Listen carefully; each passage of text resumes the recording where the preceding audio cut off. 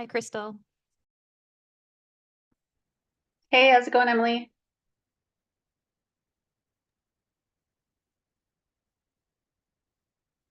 All Hi, good, Doug. thank you.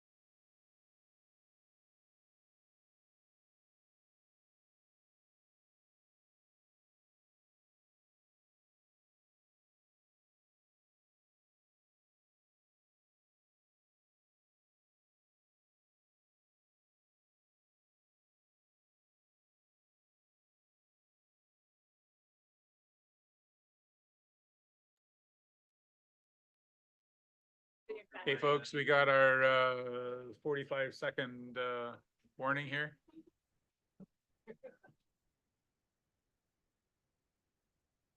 That's more for the counselors than the folks in the gallery. You're all well mannered already. These folks are incorrigible, so.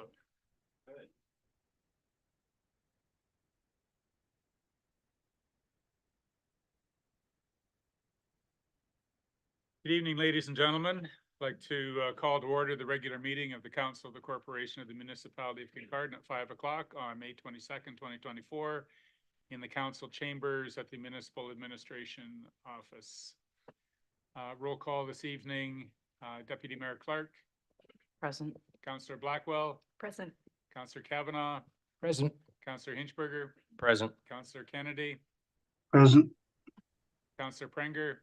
Present. Councillor Steinoff Gray. Present. And Councillor Stewart. Present.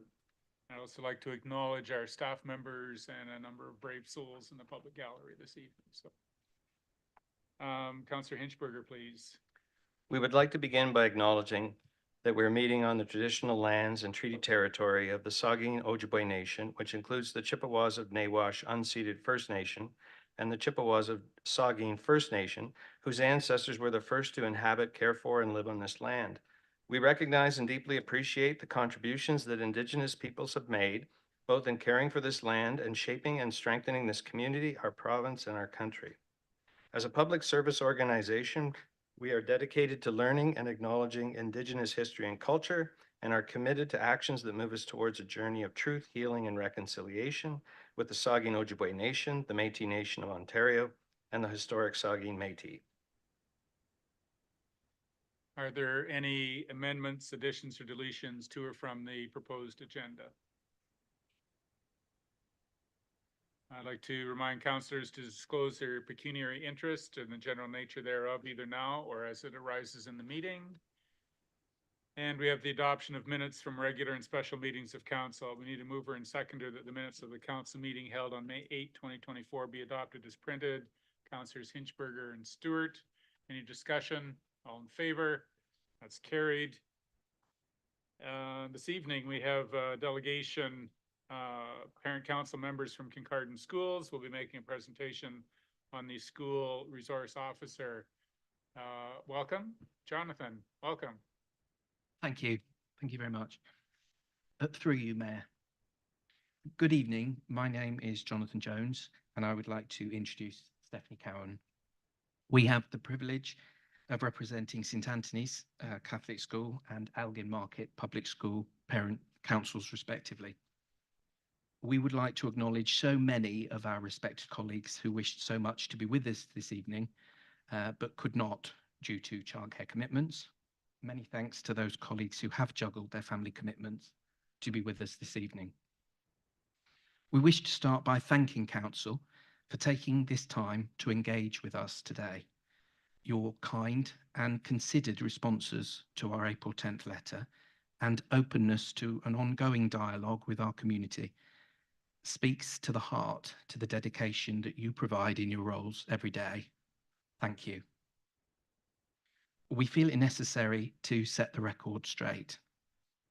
At your March 13th, 2024 meeting, Councillor Stewart stated that St Anthony's had no involvement with the SRO. We wish to clarify that our St Anthony's family has always passionately respected, supported, and appreciated the unique gift that the SRO brought in building a relationship of trust between the police and our children. At your 13th of March council meeting, the motion kindly proposed by Councillor Prenga and seconded by Councillor Stanoff-Gray passed with a fully present council. At your 27th of March meeting, the motion to sign the contract was narrowly defeated by a partial council. We have something very dear to our hearts to ask of you. To any councillor who feels able to bring a motion to reconsider this issue, giving every councillor the opportunity to vote, this community would know the value of your voice. Honourable members of council who opposed renegotiating the SRO contract, we heard you and we respected your perspectives. Our understanding is your reservations over the SRO role were either ideological, financial, or both. We would respectfully like to address those points with you today. We fully appreciate that research exists, which indicates a mixed picture concerning SROs in larger cities, such as Toronto and Hamilton. We believe this specific data does not apply here in Kincardine. We strongly feel at the very least that further research is needed, as you yourselves have wisely suggested in previous council meetings. Our data is not from a published scientific journal, but it comes from sharing and seeking the perspectives of so many valued members of our community, principals, teachers, and other dedicated frontline professionals who reach out to our children every day. And of course, most importantly of all, the children themselves. In financial terms, we appreciate that times are hard. We appreciate that cuts are often necessary and every little helps. Looking at the $77,000 that Council was kindly gifting our children, it appears a relatively modest sum when compared to the $35 million annual operating budget. Indeed, that equates to less than $30 per year, or around 8 cents a day per child. Our understanding is not only your own $77,000, but also the $32,788 grant from the Solicitor General remain untouched, whilst our children are denied the opportunity to continue to build this relationship of trust with their SRO. Are times really so hard that our children should miss out on this vital avenue of support? We also appreciate that this may not be a permanent solution, but in the absence of any alternative, we do believe this is in the best interest of all of our children. We are very open to any proposals Council has to fill this void. We do not feel tied to the current arrangement indefinitely, but whilst further research is being conducted, we believe the return of the highly valued SRO represents the best way to provide the best value financially, the best opportunity for continuing to build this all-important relationship of trust, and the best possible safety for our children. In closing, we would like to ask you just one question.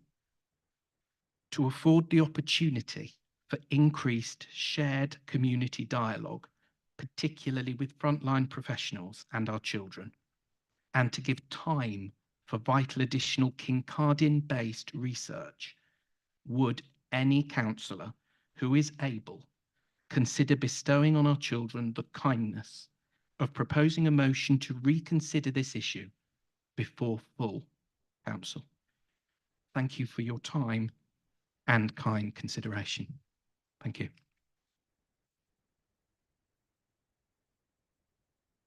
Thank you, Jonathan. Keeping in mind that this is not an opportunity to debate as per the procedural bylaw, comment or clarification is fine, but there may or may not be something come out of this presentation, but under this chair's guidance, it will not come tonight. So if you would like to make comment or to clarify a point that the presenter has made, then we can move forward. Councillor Steinoff, great, please. Thank you through you, Chair. I'm not sure the appropriate location in the meeting, but I would ask as a person who was absent during the last meeting for the motion that's been requested for reconsideration by full council at a later meeting. Like I said, we're not going to be in this for debate or So I can't. there'll be nothing come out of this tonight in that regard. We Then- can comment. Thank you, wonderful presentation, or could you clarify what you meant by this? If you would like to present that as at a subsequent meeting, you would be very welcome to do that.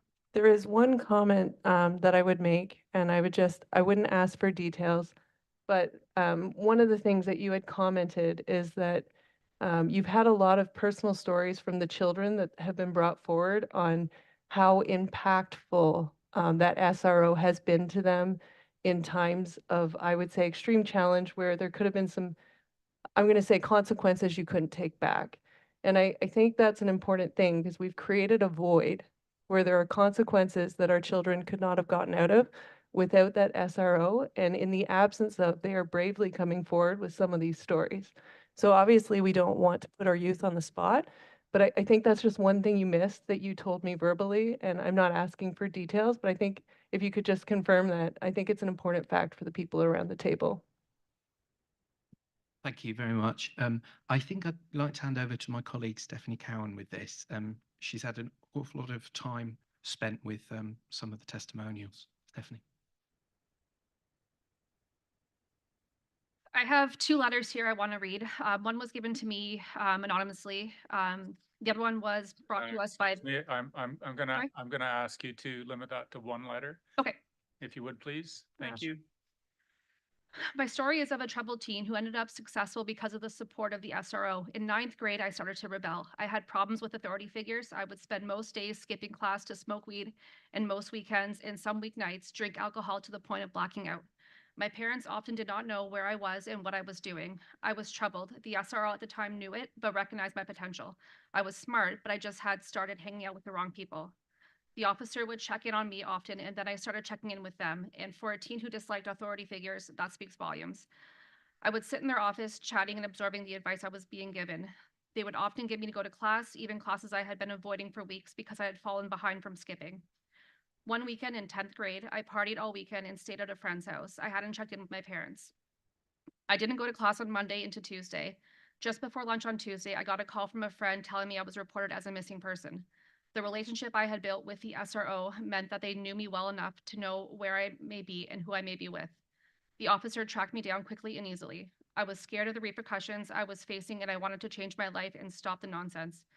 The officer was an invaluable liaison between my school, my parents, the OPP, and myself. The SRO coached and supported me through rebellion, high school, substance abuse, self-harm, teenage pregnancy, and so much more. I am now in my 30s. I have a very healthy relationship with my parents, friends, and my partner. I have 3 beautiful children. I make 6 figures. I am an active member in my community. I genuinely believe that my path was influenced by the SRO, and I am so thankful. Please do not take this valuable resource from our kids. The effects will show in the quality of our community members for years to come. Councillor Kavanaugh, please. Thank you very much. Thank you for the presentation. My question is specific. We saw in your presentation, you asked for more information and things that were more locally focused in Kincardine-based research. Do you have any suggestions or ideas to how you would go about pursuing that? No. It's a clarify something you said. It's not a conversation back and forth, Councillor. Thank you for that. Councillor Prenger, please. Thank you through you, Chair.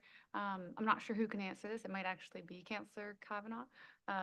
There was a request made that Councillor might ask to bring this back at some point to be reconsidered. And I would like to know if that opportunity is still available even. Is that an option still, or is it not even an option? We'll refer that question to the clerk for clarification. All right, Councillor, through you, Councillor Peng, are you speaking about the grant itself? Sorry, I'm talking about, I thought there was a deadline for making this decision, and that's why it got brought at the time to council at the time it did, and we rushed a decision even though some of us weren't prepared, really wanted more time, but we didn't have a choice, I thought. Councillor Kavanaugh, please. Thank you. And through the chair, one of the things that has changed since the March 27th meeting was the Kincardine Police Services Board met on the 28th, the day after, the morning after. It was most unfortunate timing that way. But we learned that based on the discussions that we were having, the desire to do more learning and understanding and expand the options out there, that deadline had been pushed back for the foreseeable future to give us the opportunity to look into it, which is why this still remains open. Councillor Stewart, please. Very interesting discussion, and thank you very much for the presentation. Yes, I'm still not in favor of this, I'll tell you that, but I have 2 questions. In your letter, it says in 2023, the officer responded to 419 calls for service in the school, almost double the calls in 2022. I'm a little surprised after 10 years, all of a sudden we're doubling the calls. So I'm trying to figure out the effectiveness of these officers and exactly, but that's a question. But I also like to ask, and I don't see it in your letter, we have 2 trustees. We have the, Catholic school trustee, and we have of Jan, and I don't see their endorsement of this program at all. And we have talked to the board about it, and they're not even willing to fund it. So I'm a little bit confused. But those are really more of a comment, but I still couldn't support moving forward with this. Thank you. So there, even though there was a question, just as Councillor Kavanaugh, it wasn't really in the presentation, so we're not going to clarify that one. Deputy Mayor Clerk, please. Thank you, Mayor, through you. I just want to take the time to thank you for coming to council and speaking directly to council. It shows much initiative that you are a group that's heavily involved with the community and have concerns in relation to not only this program presumably, but the impact it will have on children. So this is just a comment to say thank you for coming forward. Thank you, and reciprocated. Okay. I'm looking for Councillor Kennedy and I don't see his hand up anywhere, so. All right, seeing no more comments. Thank you very much, Jonathan, Stephanie, and parents for being here tonight. We'll move on in our meeting. Matters for discussion, direction, sign bylaw exemption. We need a mover and seconder that the Council of the Municipality of Kincardine grant a sign exemption request from section 4.22 bylaw number 2003-136 for the placement of a fundraising sign at the property located at 1199 Queen Street, which is the South Bruce Gray Health Center, moved by Councillors Blackwell and Kavanaugh. Any question, discussion? Councillor Blackwell, please. Thank you, through you. I'm wondering about making a slight amendment to this motion. I'd like to add, I don't know if it's a friendly amendment, so it might not be, but adding a section that in the future, we bring these type of requests into the delegated to staff for the foreseeable future into our delegation bylaw. I feel like they can make these kind of decisions versus having them come before council. So it is a great idea, but because it's totally unrelated to the request in this motion, it's sort of one that I would suggest that you would, just to stand alone, it would be a delegation of authority to our staff. And it's not that I disagree with the suggestion, but it's just, it's a separate question. Yeah.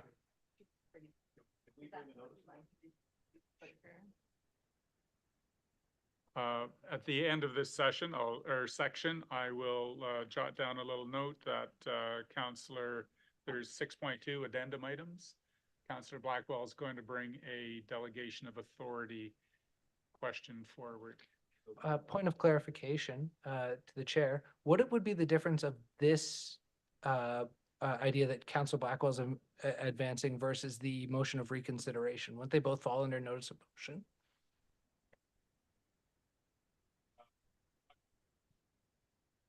The terms of in our procedural bylaw indicate to me that when there's a delegation presents, that there is no debate. It is information that we receive, and we thank you. And it can be referred, you know, if it's a report regarding, just for a name, Phragmites, it's referred to community services, and away you go. And there'll be further discussion, but there is no, from my understanding, no motions or anything generated from a delegation that, because it's spur of the moment. There's no report from staff, there's emotion involved. It's generally not a good time to be bringing motions. So would you like to comment, to clarify? What does the procedure bylaw say? Through you, a notice of motion for reconsideration at a subsequent meeting, you do need to bring a notice of motion to a following meeting. So it is something that is in the procedure bylaw, section 27.3. So you will bring it to the next meeting. You'll need a mover and a seconder. Notice of motion, you can give notice that you're going to do it, and then it would be on the next one. Okay.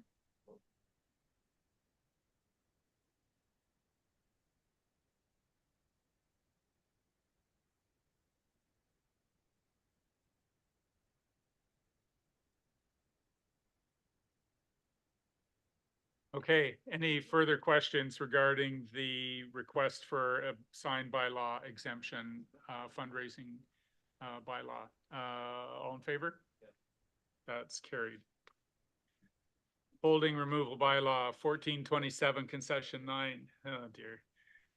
We need a mover and seconder that the Council of the Municipality of Kincardine pass a bylaw for the removal of the holding H1 provision from part lot 1 to concession 8 Kincardine part 1 3R57010, as in a whole bunch of numbers, Municipality of Kincardine, Geographic Township of Kincardine. Moved and seconded by Councillor Steinhoff, Gray, and Hinchberger. Any discussion? Councillor Blackwell? Thank you. I'd also consider adding this when I bring up 6.2, that this remains or is delegated to the CBO in the future. Thank you. Any further discussion about the motion? All in favor? That's carried. Station 12 Women's Washroom. We need a mover and seconder that council approves staff to construct a women's washroom facility, Kincardine Fire and Emergency Service Station 12 that deviates from the 2021 Facility Accessibility Design Standards. Moved by Councillors Stewart and Steinhoff Gray. Any discussion? Deputy Mayor Clark, please. Thank you, Mayor, through you. So when I read the report, I noted that part of that report was how it had gone through the Accessibility Advisory Committee without any concerns. And I think contextually, that did occur. However, if I perhaps could just comment a little bit on that. The presentation that was provided effectively limited the options, not much different than what's come to council as to what could be done. And I think there were, the advisory committee certainly commended the move forward of having the female washroom. And whilst there was some perhaps disappointment expressed that it couldn't be fully in accordance with the FADs, for the most part, I think that was understood. So I think the impression it may leave was that everyone was perfectly fine with it, which I think ultimately they got to that position, but there was a lot of questions and discussion concerning this. One of the questions I guess I have is, I think the grounds that is being considered at the moment is that it's technically infeasible, or the suggested proposal. And I just wonder if that's correct. There were three other options that were provided. Some that would result in the male washrooms being reduced in size. And I appreciate that, I guess, with the movement of structure, it may become technically infeasible, but I just wondered whether that was the case, that it would be deemed technically infeasible with the other potential options that were available. So that's like one of my questions in any event.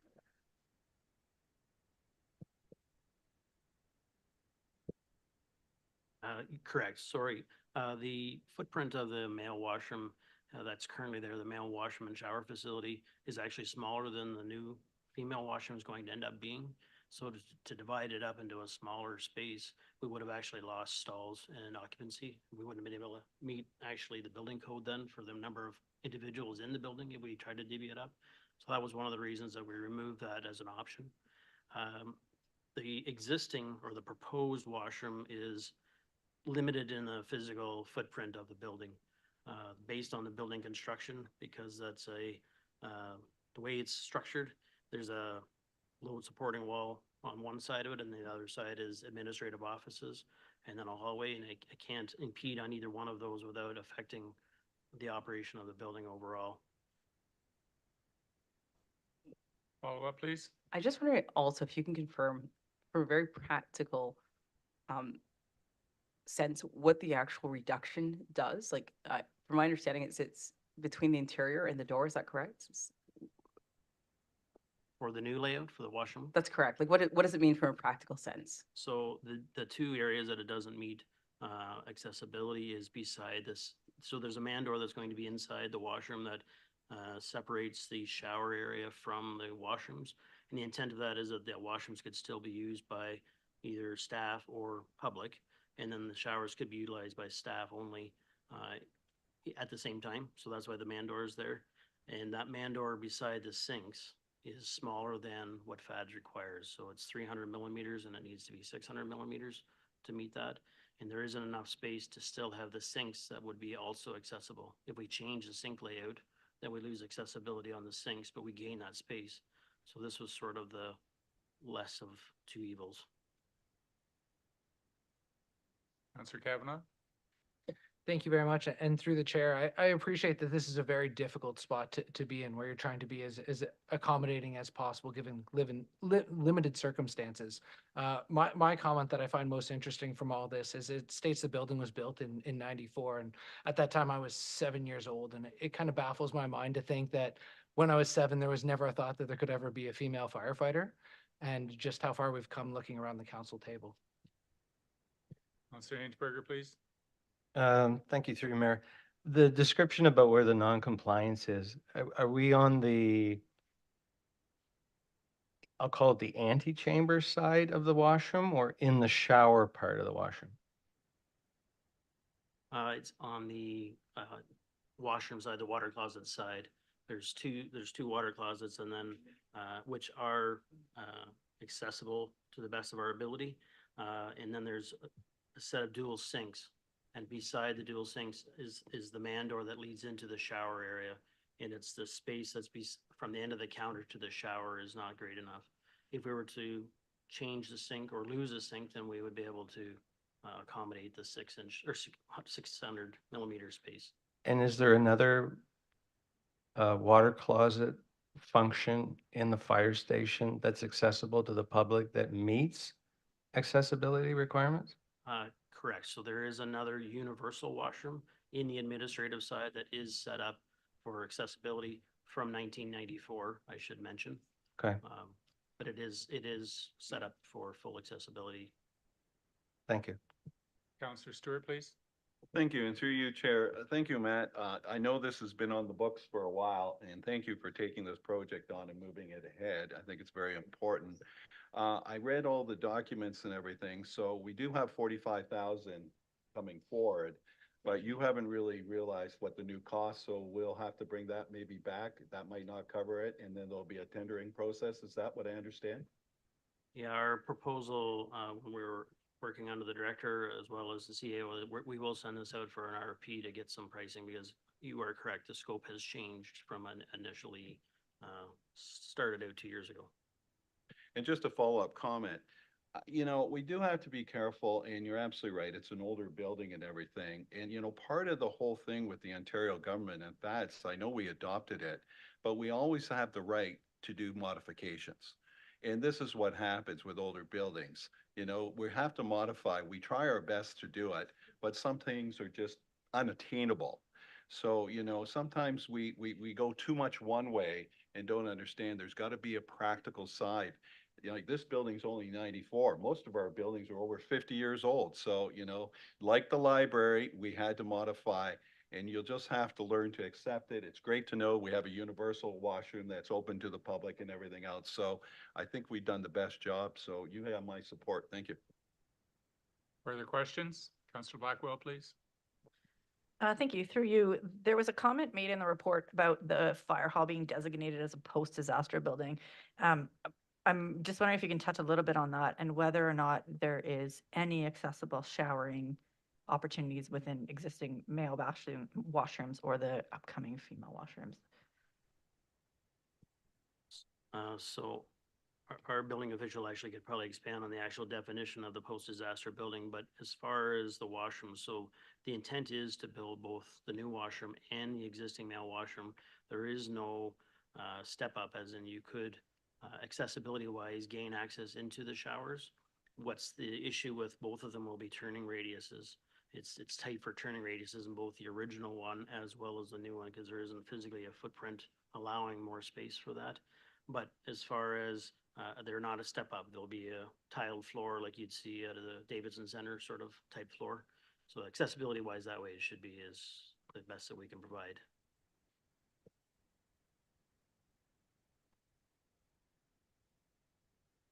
Through you, Mayor, I'll answer the post-disaster question. Yes, Councilor Blackwell, a post-disaster building is specific buildings in the building code that have a higher importance factor, or safety factor built into them, such as hospitals, fire halls. In the event of an emergency or disaster, those facilities need to operate. So there's very strict provincial guidelines to those buildings and how they're built. A lot of the construction that goes into it is more robust. Typically, there's seismic loadings from earthquakes, stuff like that built in. So they're very They're very important buildings and you're very technically how you service them and how you work within them. There's only certain walls that we can move, and then we're altering a post-disaster building. So it's a tough one, and it's really a difficult application to an older building. New ones, we would build the fads into it, and it's easier to go forward. And then we have to widen walls, widen hallways, or widen turning radius. It's difficult on an older building. There's no doubt. Councillor Pranger, please. Thank you, through you, Chair.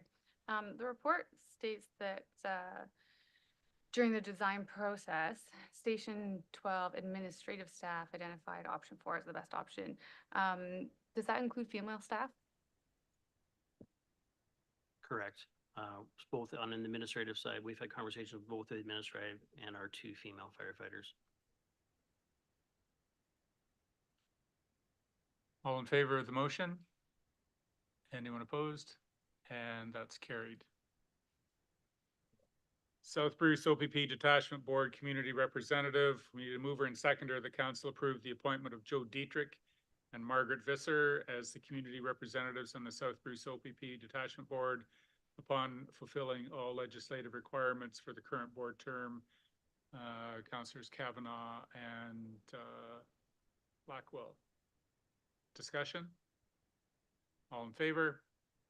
And that's carried. Strategic planning.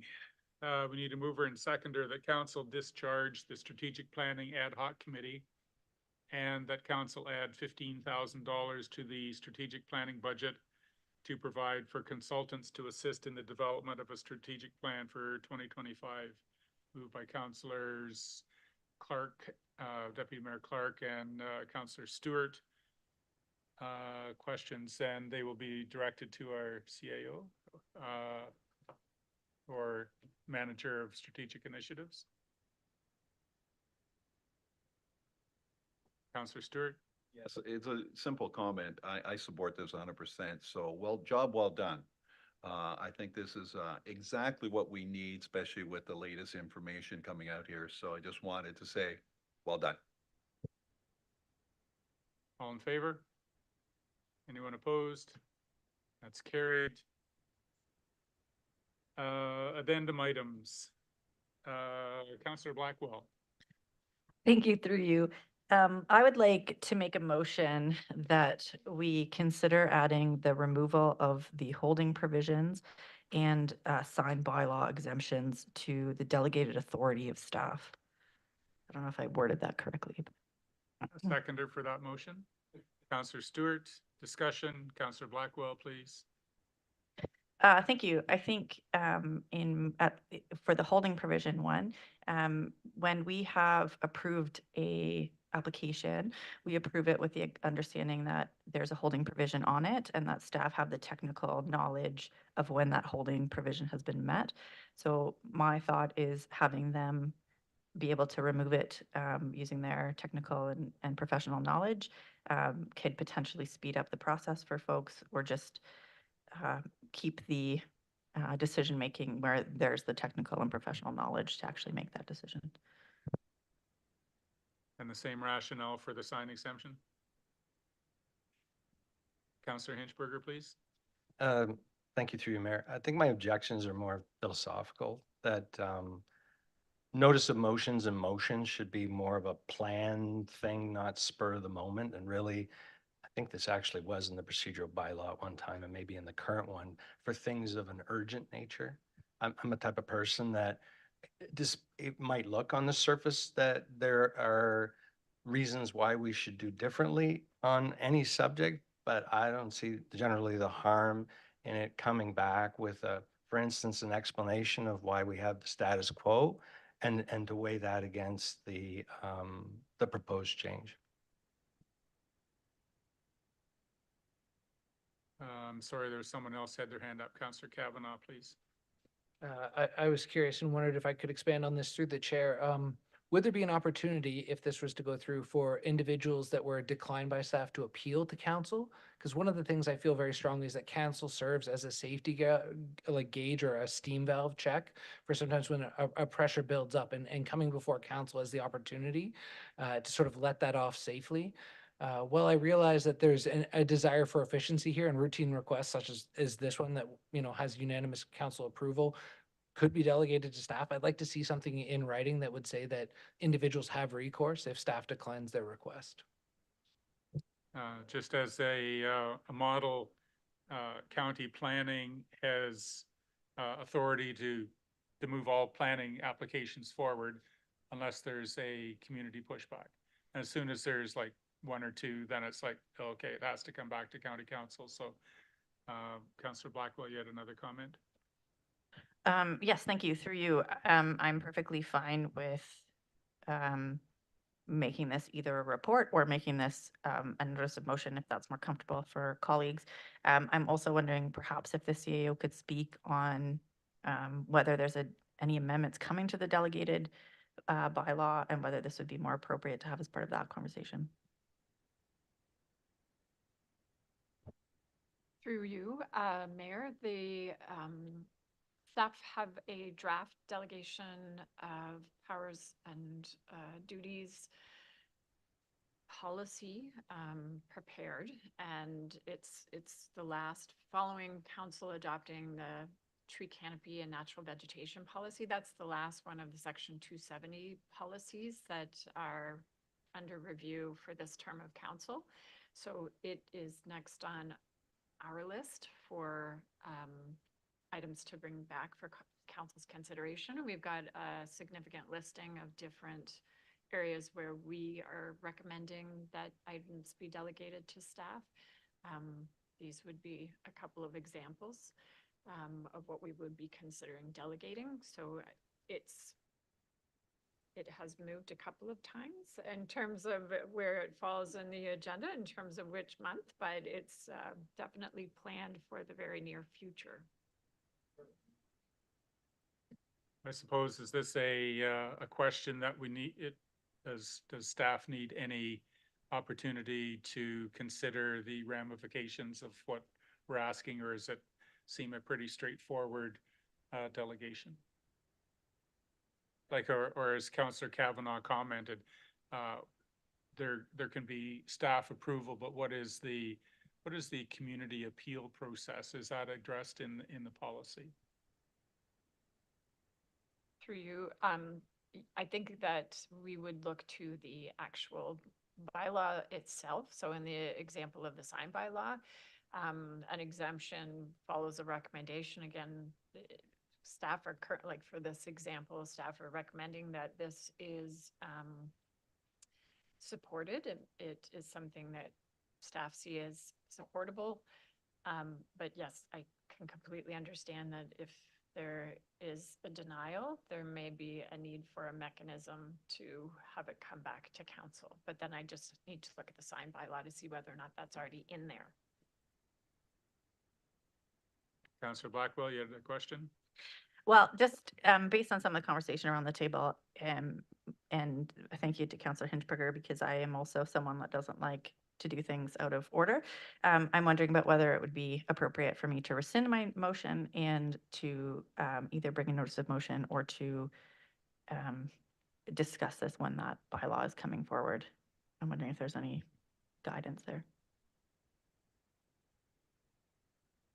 Well, it could be that we just refer the conversation to staff. Like if we table this, refer it back for inclusion in that delegation of authority policy.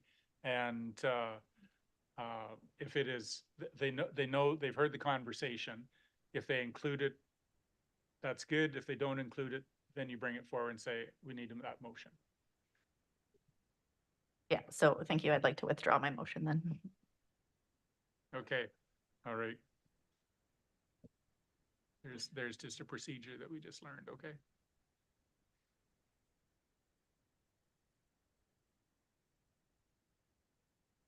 No, I think staff, yes. All right, so we had a notice of motion prior to the meeting, moved by Doug Kennedy and seconded by Rory Kavanaugh. That council take from the table resolution February 12th, 2024-06, that council table the discussion on the funding for the hospital foundation. Non-debatable. All in favor?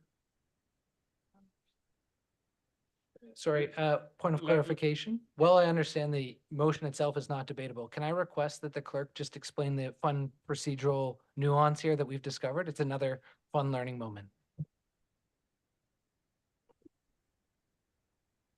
He get.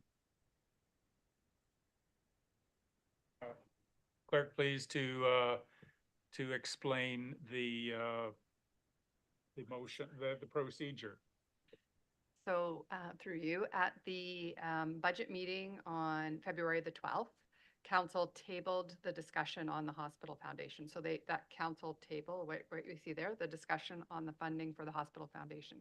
So you tabled it, which means you laid it on the table, you're not going to talk about it. Council can, by a motion brought by any two people, any two members, bring that from the table and now have a discussion on it. So what you would be looking at here, it's non-debatable, but if you agree to it, would be that council now has the discussion on the funding for the hospital foundation.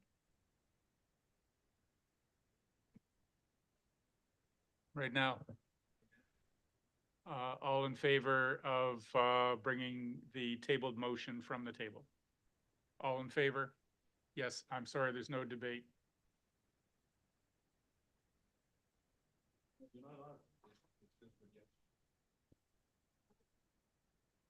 I'll call that Can I question. have a recorded, can I have a recorded vote, please?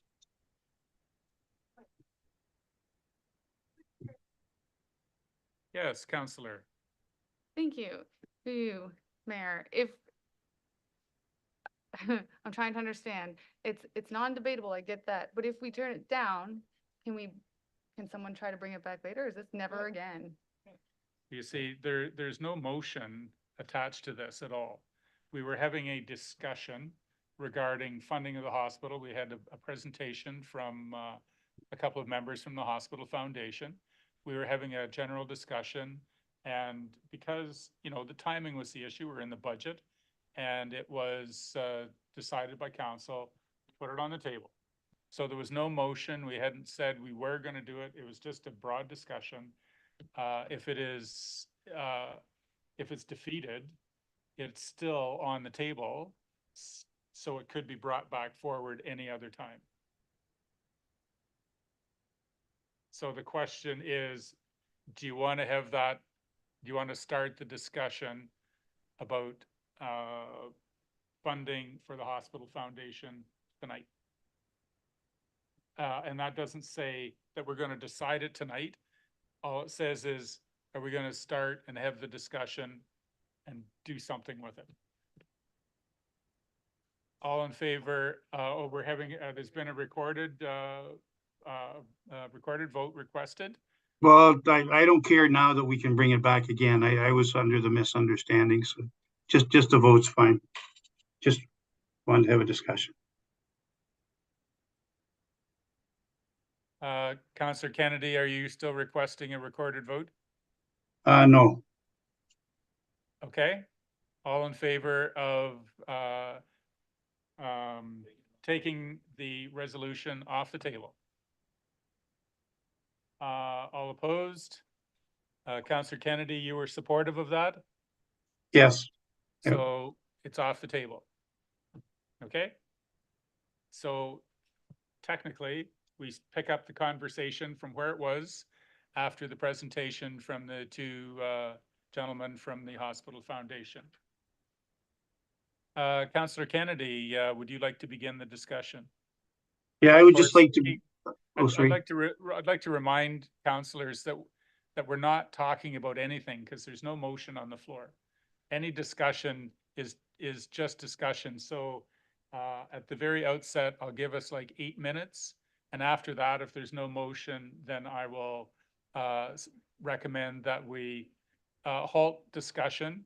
And if a councillor has a particular interest, then there should be a motion come forward to direct the conversation. Councillor Kennedy, you get to start. No problem. No, there wasn't a motion for tonight. It was just to open the discussion, to bring back to a future meeting with some information. So that was my proposal. So there you go. That's it. Councillor Stewart? Thank you. When we actually voted to table this, there was some discussion. And one of the discussion and one of the things I requested is to have the South Bruce Gray Hospital Board come and talk to us about this, because we haven't even finished. We basically ended up with two people from the foundation. There needs to be a more understanding, more research. And I believe we did get an answer. They weren't willing to come. Is that correct? Or, sorry, Jill, I put you on the spot, but I remember asking them to show up for a delegation. Through you, Counselor, I don't know off the top of my head, so I'll have to confirm that with you. Follow-up is that we, and I agree, and I believe I was one of the persons that put the motion along with Mike, is that we really don't have the information. We were trying to do it through budget, which meant tabling it was absolutely correct at the time. And we still need a heck of a lot more research before we start to make any motions. So if the party who voted yes to bring it back, if they would put together something for direction, maybe I can agree with them, but right now, all we're doing is bringing it back with still no real research. Thank you. Councillor Steinoff Gray, please. Thank you. Through you, Chair. I'll admit that I am not 100% prepared to have this discussion because I hadn't reviewed any of the information and there was no content in the motion to bring it back. So I'd like to propose a motion that we put together, refer this back to staff for a report on the information that we have available to us. And that would give us an opportunity, for example, to reach out to the other applicable parties, because I know that more than Kincardine is impacted by. Whoa, just a minute. Oop. So I like the motion. That's I'll great. stop and start there. Yeah, if you get a seconder, then we can go into Understood. justifying and maybe a response from our CAO Jill wants to respond as to. to why that may or may not be a great idea. So Councillor Steinoff Gray has made a motion that we refer this issue to staff for further consideration. Is there a seconder for that? Councillor Kavanaugh, is there any further discussion about referring it to staff? Councillor Hanger, please. Thank you, through your chair. I'd like to know if there's more information that staff is able to give us than what was in that budget sheet.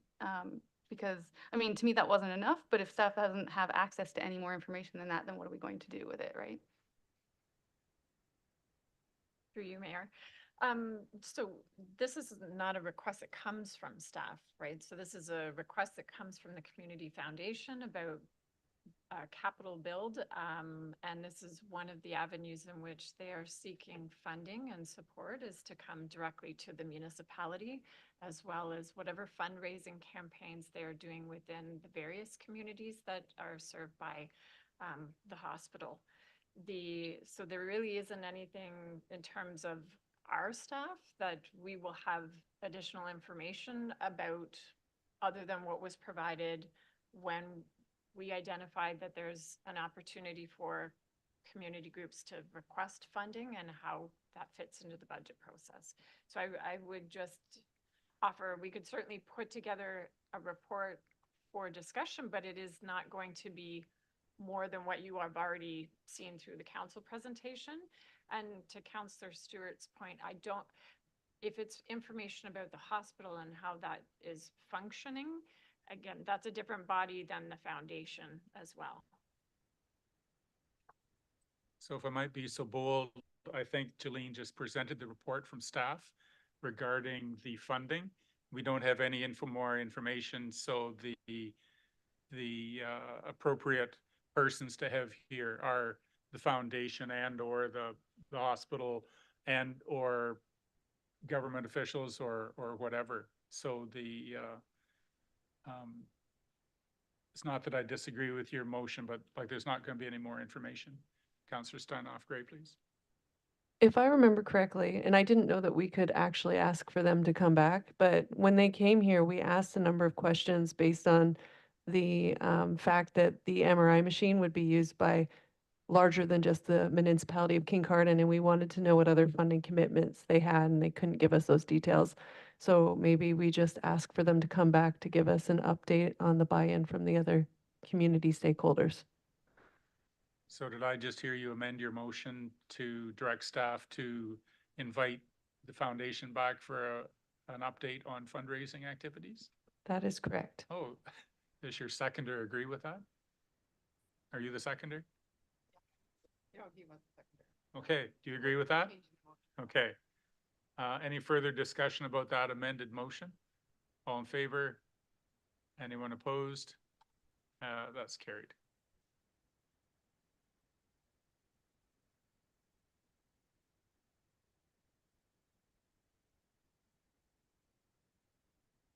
And that is the purpose of a motion at a meeting, so you know what you're talking about, because otherwise the discussion just flies all over the place.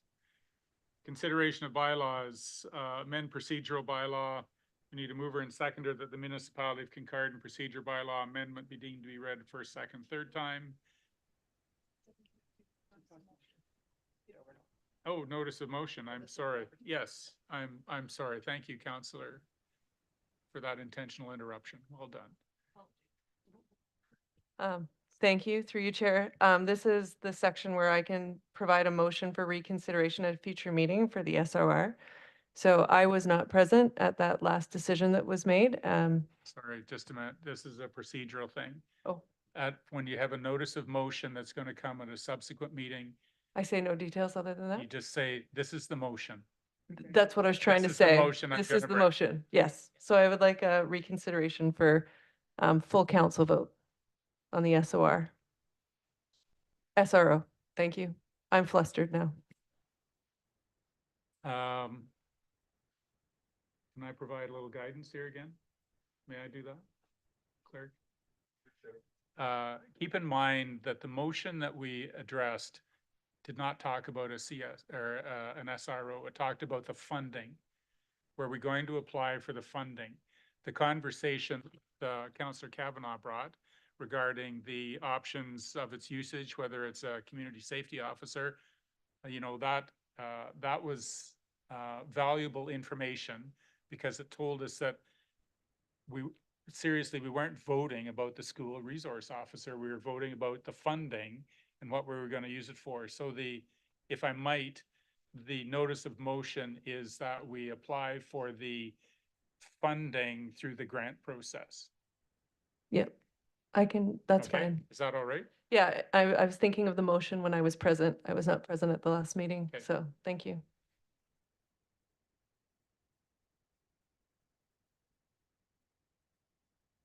So that will come forward at a subsequent meeting. All right. Oh, steep learning curve tonight. Well done. Just a clarification through you. This is becoming a very procedural meeting, isn't it? And well done. What we were just sort of discussing, we were talking about a contract. And I'm a little bit confused, you know, we voted on a contract and we decided not to move ahead on a contract, which had some funding associated with it, because we were given a very tight time and the Attorney General told us we had a tight time. So I'm just trying to understand where this motion's coming from, because it's not really, I mean, it's expired. The time is expired. I don't really know how you can bring it forward again. So the thing about a notice of motion is there's no debate. Okay, but I just want clarification. They're having a notice of motion on something that said no. How would we? Okay, fine. Yeah. Yep. I understand. All right. Do you comment? Well, Throw me a life jacket here quick. So. Yeah, so the, what staff were advised was that the time frame for a contract to be available is done. That was what we were advised. But the police, what's Keegan's position? Inspector. Yes, but it's not, it's through him that he has advised previously the Kincardine Police Services Board that more time could be made available if council wishes to reconsider its decision. So this is after the fact. So whether, I think to your point, you're wondering whether or not the motion is out of order because it cannot be done.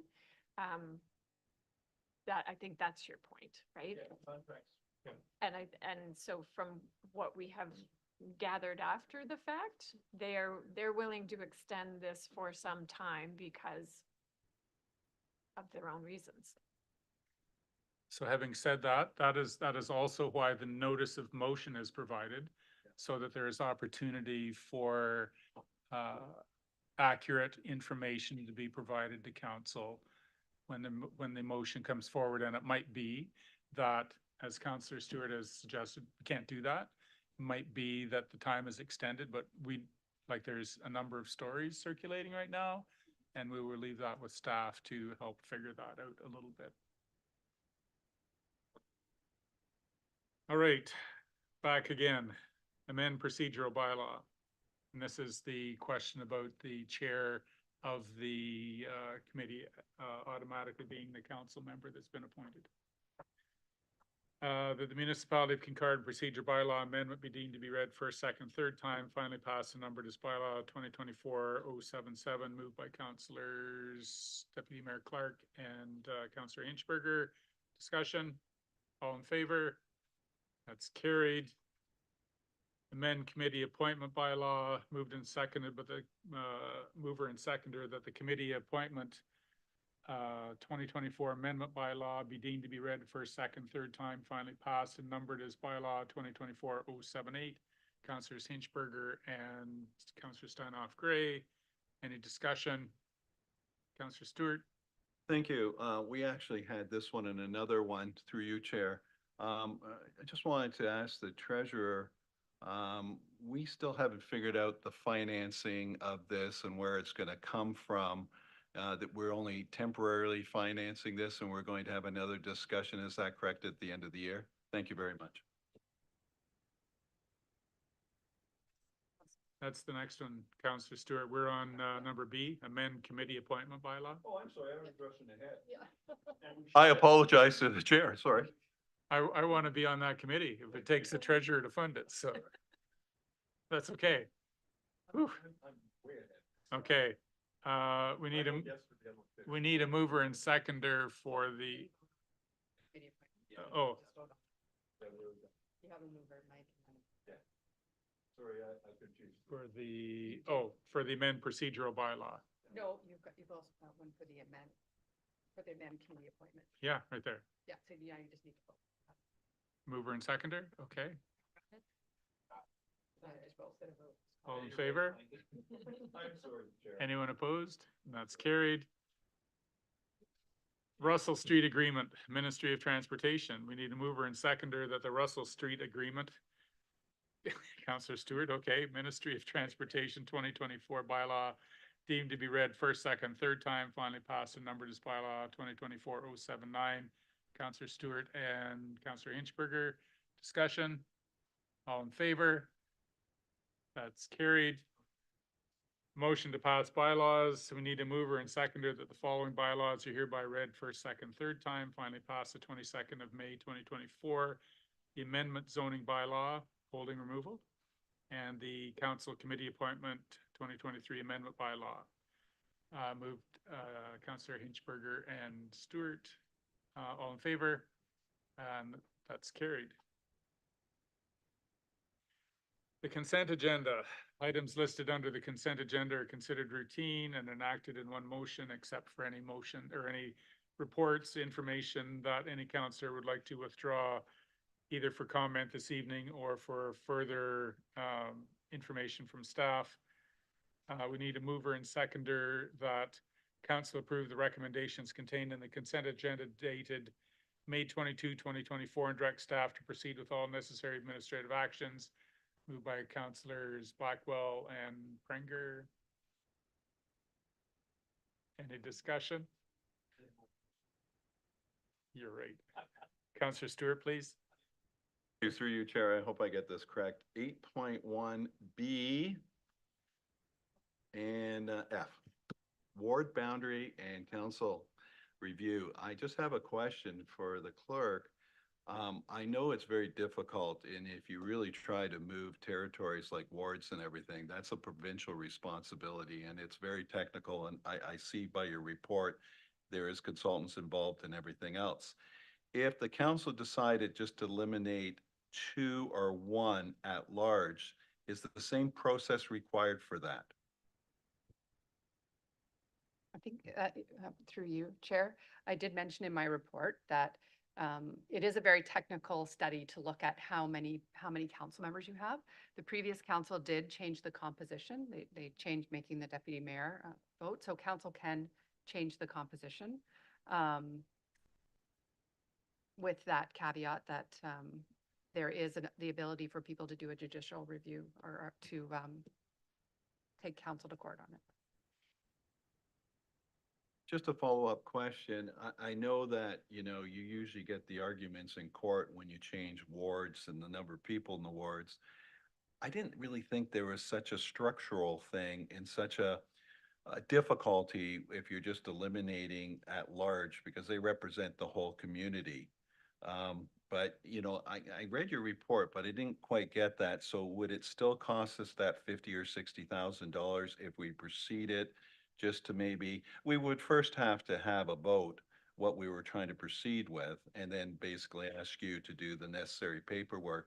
So are we looking at the same procedures and the same cost? So through you, if you decide to go without a consultant and just do it on your own, then there wouldn't be that cost of having a consultant. So if you decide to do a council composition review, so you decide to say, well, we're just going to decide that we want to eliminate two positions, council can certainly, that's within their purview to do that without having a consultant look at it. Thank you very much, Jennifer. Councillor Kavanaugh and then Councillor Stanoff Gray, please. Thank you very much. And through the chair, well, I acknowledge and appreciate all 9 members of council and the various viewpoints you bring to the table. It's my personal opinion that I feel that the taxpayers' value for 9 could be served almost as good, if not better, by 7. I'd like to bring this forward to a future meeting. I know the timeline in order to get this finished would have to be by November, so it would have to be a sooner meeting rather than later to have a discussion and a vote on this.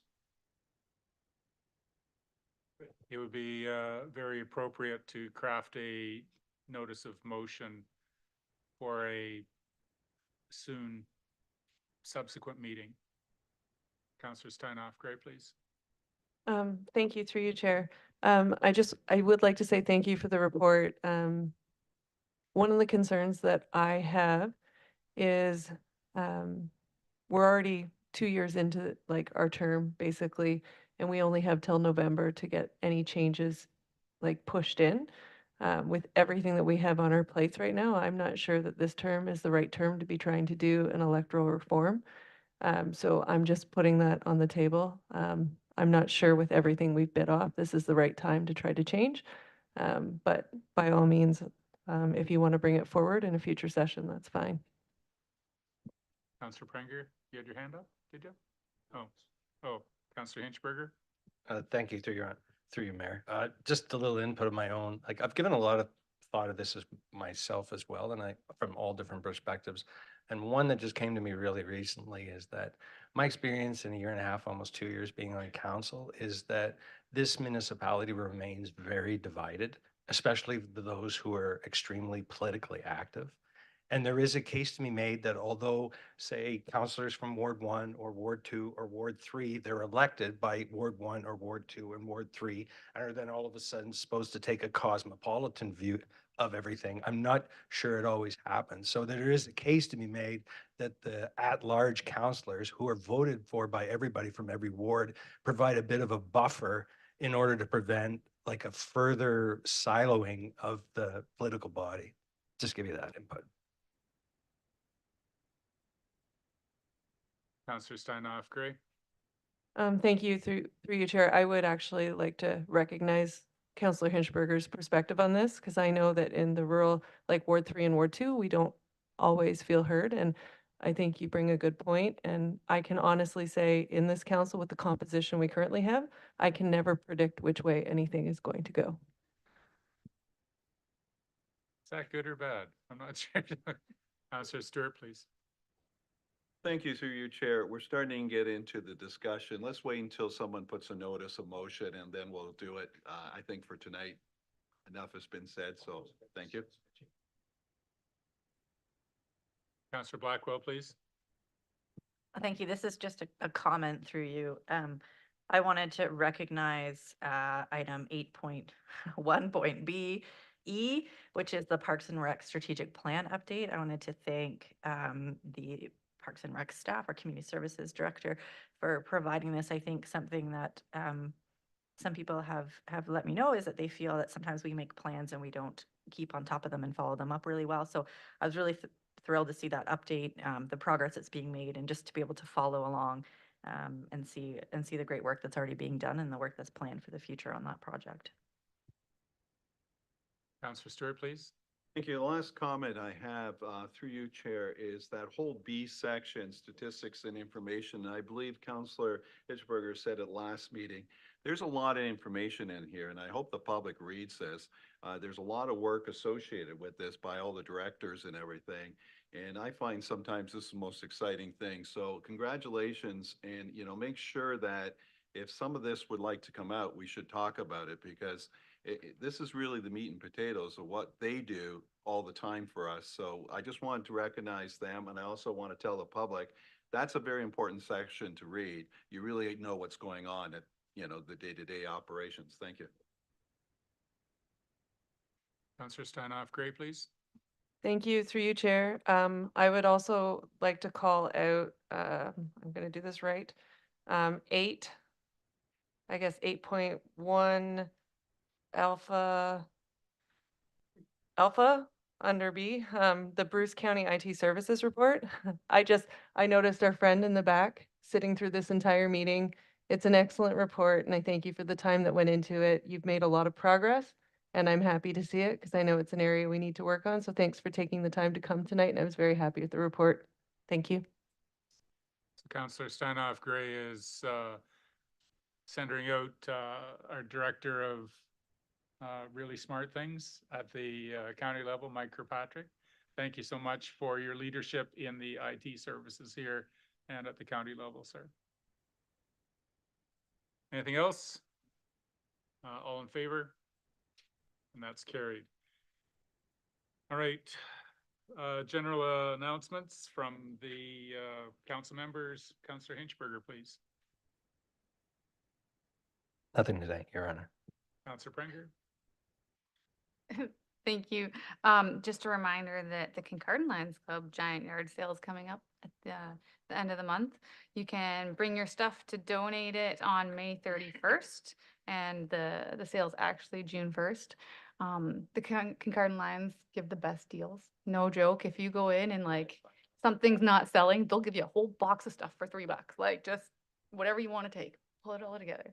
And I actually know some pretty great things that have been donated this year by people who have been cleaning house. So I think it's a good opportunity, and you should go down and check it out. Thanks. Councillor Stewart, please. Thank you. And through you, we just finished our yard sale, the Tiverton Lions, and we raised $5,000 through the community, which will go back to the community. So I duly support the Kincardine one too. We also have a guide dog walk on Sunday, the 26th. And all the proceeds go to the guide dogs, which is a very important factor. So it's registrations at 10 and the walks start around 11 on the Sunday.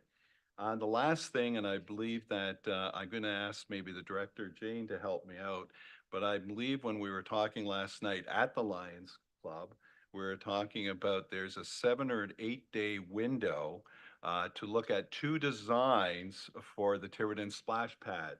And I believe that's coming up this week, and it's 7 or 8 days. At the end of the 7 and 8 days, there's going to be a decision which one goes to tender. So I'll ask Jane to do it. The Lions last night really liked the Mickey Mouse one. So I'll let you go on, Jane. Thank you. Thank you for that introduction. And through you, I don't have a specific date when it's going to be on social media. I don't want to put staff on the spot because I know they're still collecting all the information, but it will be, as Councillor Stewart said, there will be a process where members of the public will be able to, I'll say, vote on the design or components that they like the best. So it's kind of neat that it's going to be a made specifically for our community with lots of input from the community. So it's pretty exciting. Councillor Blackwell? Thank you. I don't have too many announcements. I've been away for the past couple of weeks, but I just wanted to say how lovely the Monday Market in the Park was, and how much I'm looking forward to the Always Welcome event day on June 1st. Really looking forward to that. Councillor Kennedy, please.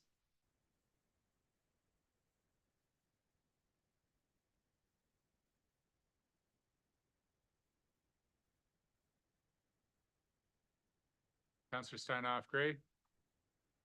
Thank you, through you, Chair. I'd just like to remind everyone that the Kincardine Summer Music Festival is open for registration. They have a camp program for kids 4 to 9, as well as fiddle and band classes. So registration is open. So the first session runs July 31st to August 4th, and the next session August 7th to 11th. So those who are interested in registration, it's a great program. Councillor Kavanaugh? Thank you very much. It was a wonderful long weekend, and although Councillor Kennedy can't brag for himself, I'll brag for him. He was at the market in the park selling tickets for the upcoming Rock with Your Docs event. That'll be June 21st. And Dr. Jason Murray was there with his guitar, adding some music to the scene. It was absolutely amazing first market of the year. Going forward, we have June 1st, our Always Welcome event that Councillor Blackwell mentioned. That starts at 10 a.m. and runs all the way to 4 p.m. where there's going to be performances by Boiler Beach. And then the other thing to just comment on briefly is our Harbor Street murals are in the process of being refurbished. So special thanks to the business owners that are supporting that and making that happen. If you happen to be out and seeing our local artists at work doing the restorations, please make sure you stop and take a look. Thank you. Deputy Mayor, please. Nothing this evening. The only one that I would add is the Bruce Township Historical Society is having their dinner June 7th in Underwood.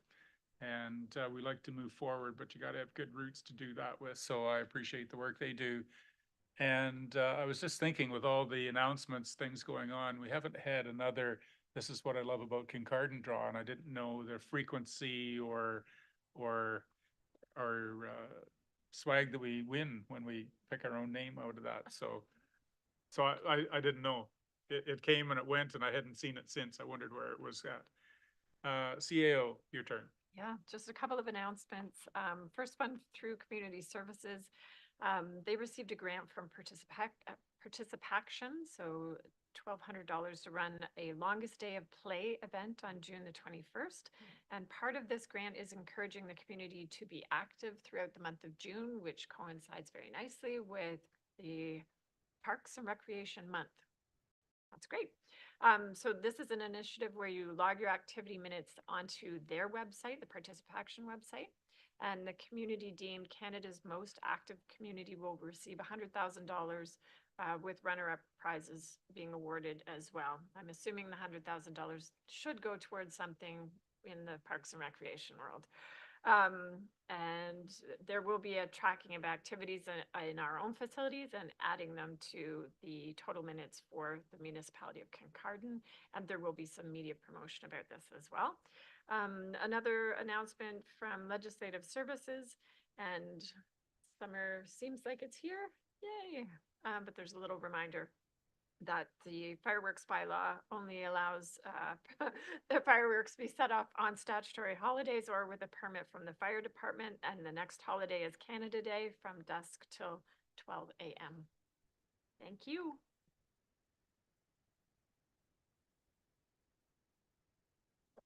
We need a mover and seconder that council move into closed session pursuant to section 239 of the Municipal Act as amended for the purpose of considering the closed session minutes dated May 8, personal matters about an identifiable individual, including municipal or local board employees, specifically physician recruitment, a position plan, procedure, criteria, or instruction to be applied to any negotiations carried on or to be carried on by or on behalf of the municipality or local board, particularly organizational impact of development. And further, the council return to regular open meeting upon completion. Moved by councillors Prenger and Blackwell. All in favor? That's carried. You all get 5 minutes.